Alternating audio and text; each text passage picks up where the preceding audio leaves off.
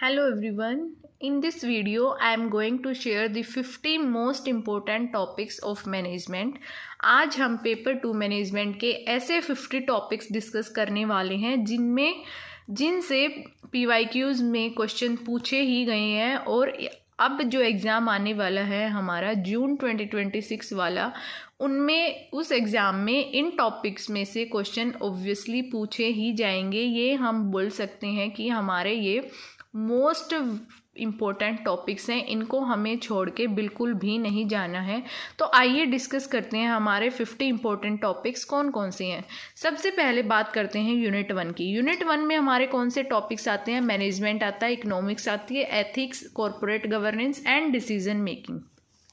सबसे पहले बात करते हैं मैनेजमेंट की। तो मैनेजमेंट में जितनी भी हमारी थ्योरीज है, क्लासिकल, न्यू क्लासिकल, मॉडर्न, जो भी थ्योरीज है वो सारी थ्योरीज और उनके थिंकर्स आपको करके जाने ही हैं, किसी भी हाल में छोड़ने नहीं है, क्योंकि मैनेजमेंट थ्योरीज से 2 से 3 क्वेश्चन बन ही जाते हैं। और अब जो एग्ज़ाम पैटर्न आने लगा है उसमें थिंकर्स के 4 से 5 क्वेश्चन पूछे ही जाते हैं कि ये वाली थ्योरी किसने दी है, ऐसे करके आपसे क्वेश्चन पूछा जाएगा।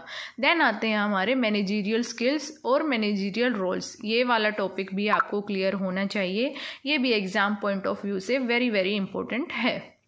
आप इकोनॉमिक्स में कौन से टॉपिक्स करने हैं आपको? इकोनॉमिक्स में सबसे पहले तो market structure, perfect market, monopolistic market, oligopoly और ओलिगोपोली मार्केट के जो मॉडल्स हैं वो मोस्ट इंपॉर्टेंट है। देन आता है हमारा यूटिलिटी एनालिसिस का topic, IC curve. IC curve की जो प्रॉपर्टीज़ हैं उनसे हर साल एक क्वेश्चन जरूर पूछा गया है। आईसी कर्व की जो प्रॉपर्टीज़ हैं कि IC curve never intersect each other, downward sloping होता है ये या नहीं होता, ये वाली जो प्रॉपर्टीज़ है इससे आपको असर्शन रीजन का क्वेश्चन पूछा जा सकता है या स्टेटमेंट बेस्ड क्वेश्चन वो आपसे पूछ सकते हैं। उसके बाद आता है हमारा डिमांड वाला टॉपिक। डिमांड में आपको क्या, लॉ ऑफ डिमांड वाला कंसेप्ट और इलास्टिसिटी से स्पेशली फॉर्मूलाज से क्वेश्चन पूछे जाते हैं। तो ये तो हुई हमारी यूनिट 1। अब यूनिट 1 में हमारे जो और टॉपिक्स हैं जैसे एथिक्स हैं, कॉरपोरेट एथिक्स और कॉरपोरेट गवर्नेंस, इनकी थ्योरीज आपको करनी ही है। और कॉरपोरेट गवर्नेंस में कॉरपोरेट सोशल रिस्पॉन्सिबिलिटी, ये वाला टॉपिक भी इम्पोर्टेंट है। देन आता है हमारा डिसीजन मेकिंग वाला टॉपिक। डिसीजन मेकिंग में आपको डिसीजन मेकिंग की टेक्निक्स, जैसे डिसीजन ट्री से आपसे क्वेश्चन पूछ लिया जाएगा, मार्कोव एनालिसिस क्या है, पेरेटो एनालिसिस क्या है, इससे आपको क्वेश्चन पूछ लिए जाते हैं, इनकी डेफिनेशन पूछ ली जाती है।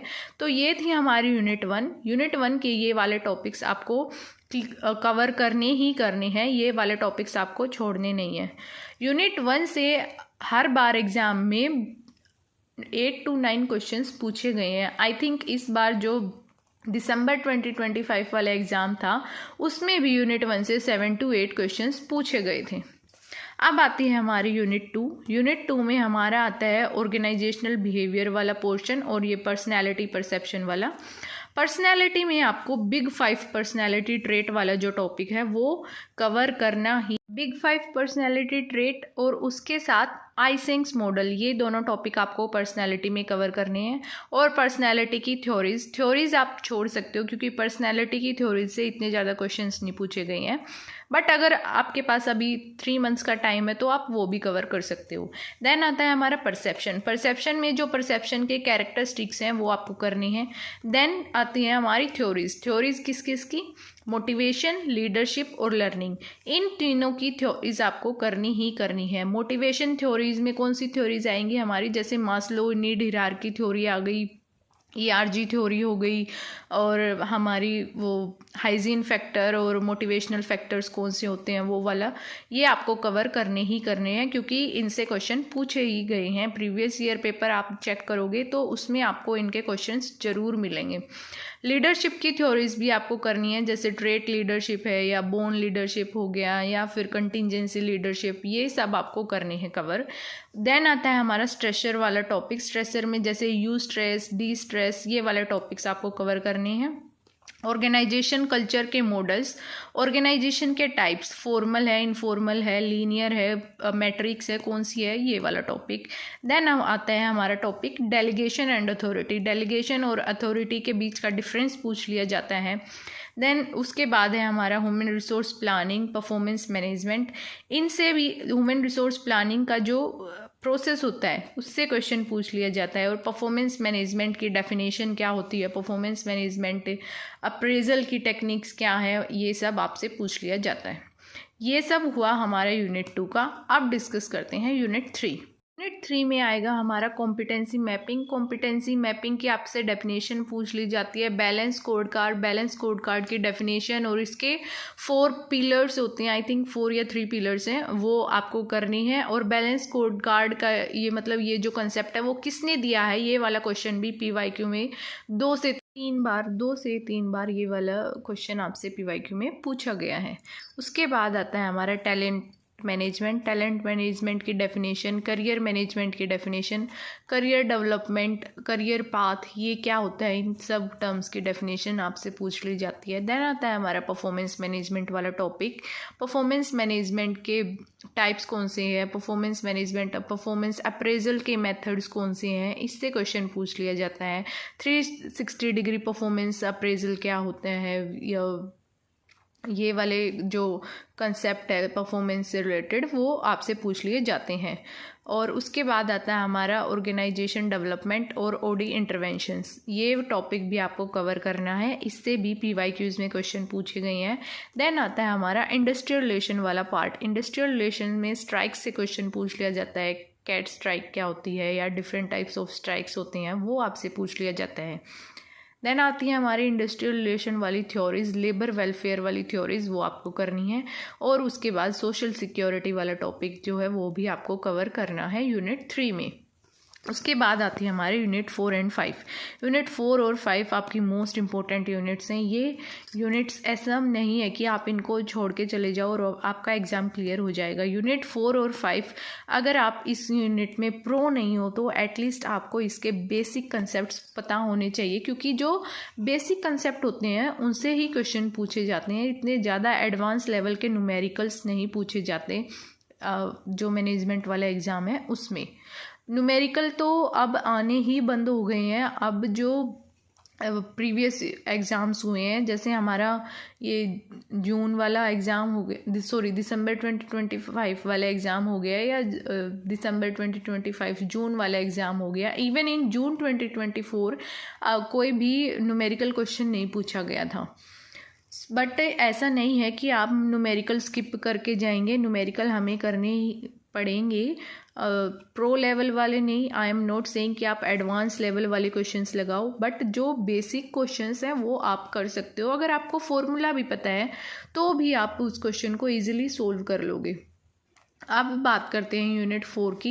यूनिट 4 में हमारा जो रेशो वाला टॉपिक है, types of ratio, liquidity ratio, cash reserve ratio, current ratio, जो भी हमारे रेशोज़ हैं डिफरेंट टाइप्स वाले, वो सब आपको आने चाहिए। उस रेशो का मीनिंग और उस रेशो का फॉर्मूला आपको पता होना चाहिए। रेशो से न्यूमेरिकल क्वेश्चन भी पूछा जा सकता है और थ्योरेटिकली भी पूछ सकते हैं। देन आता है हमारा cost volume profit analysis, CVP analysis. इसकी डेफिनेशन या फिर इसके जो कैरेक्टरिस्टिक्स हैं या CVP एनालिसिस का न्यूमेरिकल भी पूछ लिया जाता है, स्पेशली PV रेशो से। PV रेशो से न्यूमेरिकल पूछा ही जाता है। जैसे डिफरेंट फर्म्स के आपको PV जो है प्रॉफिट दे दिया जाएगा, उसका आपको PV रेशो निकालना होता है। काफ़ी इजी सा न्यूमेरिकल होता है इसका, वो ईजिली सोल्व हो जाता है। बस आपको फॉर्मूला पता होना चाहिए कि कैसे अप्लाई करना है हमें क्वेश्चन में। देन आता है हमारा कॉस्ट शीट वाला टॉपिक। कॉस्ट शीट से कोई ना कोई क्वेश्चन पूछा ही जाता है। Then cash flow and fund flow. Cash flow में जो हमारी एक्टिविटीज़ होती हैं 3 टाइप की, ऑपरेटिंग, फाइनेंसिंग और इन्वेस्टिंग एक्टिविटीज़। इन तीनों एक्टिविटीज़ का आपको पता होना चाहिए कि कौन सी एक्टिविटी के अंदर कौन सा क्या मतलब इंक्लूड होता है। देन आते हैं हमारा फंड फ्लो वाला टॉपिक। फंड फ्लो में फ्लो ऑफ फंड मतलब फ्लो ऑफ फंड कौन सी एक्टिविटी से होता है, कौन सी एक्टिविटी से हमारा फंड जो है वो इनफ्लो हो रहा है और कौन सी एक्टिविटी से हमारा फंड आउटफ्लो हो रहा है, वो सब आपको पता होना चाहिए। देन आते हैं हमारे मोस्ट इंपॉर्टेंट, जहाँ भी मैंने स्टार बनाए ना, ये ऐसे टॉपिक है जो आपको किसी भी हाल में स्किप नहीं करनी है। वेरी इंपॉर्टेंट टॉपिक्स है जिन पे मैंने स्टार बनाए हुए हैं। अकाउंटिंग स्टैंडर्ड्स आपको करके ही जाने हैं, सारे करने की ज़रूरत नहीं है। मैं अकाउंटिंग स्टैंडर्ड्स की एक शॉर्ट वीडियो आपके साथ शेयर करूँगी, बस वो वाले कर लेना, एग्ज़ाम के लिए वो काफ़ी है। देन आती है हमारी यूनिट 5 जो कि हमारी फाइनेंशियल मैनेजमेंट। ये वाली यूनिट भी हमारी काफ़ी ज़्यादा इंपॉर्टेंट है एग्ज़ाम पॉइंट ऑफ व्यू से। फाइनेंशियल मैनेजमेंट में आपको करना है capital structure, leverage, dividend theories, leverage के types, financial leverage, operating leverage, combined leverage, इनके फॉर्मूला आपको पता होना चाहिए। फॉर्मूला से भी क्वेश्चन पूछ लिया जाता है। कई बार जो प्रीवियस ईयर में एग्ज़ाम्स हुए हैं उसमें फाइनेंशियल लीवरेज का फॉर्मूला मोस्टली जो है पूछा गया है। देन आती हैं हमारे डिविडेंड की थ्योरीज, वो भी आपको करने हैं। गॉर्डन मॉडल हो गया वो वाला, वो आपको बिल्कुल करके ही जाने हैं 100%। देन आता है हमारा CAPM मॉडल। ये इससे आप इस कंसेप्ट से आपको न्यूमेरिकल पूछ लिया जाता है। फॉर्मूला याद कर लोगे तो उससे ही न्यूमेरिकल हो जाएगा, क्योंकि क्वेश्चन में सारी वैल्यूज़ गिवन होती हैं, बस आपको फॉर्मूला में अप्लाई करनी होती हैं। देन आती है हमारी कैपिटल बजटिंग वाला टॉपिक। कैपिटल बजटिंग में NPV, IRR और कई बार प्रॉफिटेबिलिटी इंडेक्स से भी क्वेश्चन पूछ लिया जाता है। डेरिवेटिव्स वाला टॉपिक आपको हर हाल में करके ही जाना है। डेरिवेटिव्स में जैसे हमारे टाइप्स ऑफ ऑप्शन आ गए, call option, put option, swap से भी क्वेश्चन पूछे जाते हैं, और डेरिवेटिव्स का एक फॉर्मूला है वो वाला भी आपको करना है। ये हो गया भाई हमारा यूनिट 4 एंड 5 के टॉपिक्स। नेक्स्ट यूनिट के टॉपिक्स हम कवर करेंगे नेक्स्ट वीडियो में, क्योंकि अगर एक साथ सारी 10 यूनिट्स में डिस्कस करने बैठूंगी तो ये वीडियो काफ़ी ज़्यादा लंबी हो जाएगी। ऑलरेडी 10 से 11 मिनट की वीडियो बन चुकी है, तो बाकी की जो हमारी 5 यूनिट बच गई वो हम डिस्कस करेंगे नेक्स्ट वीडियो में।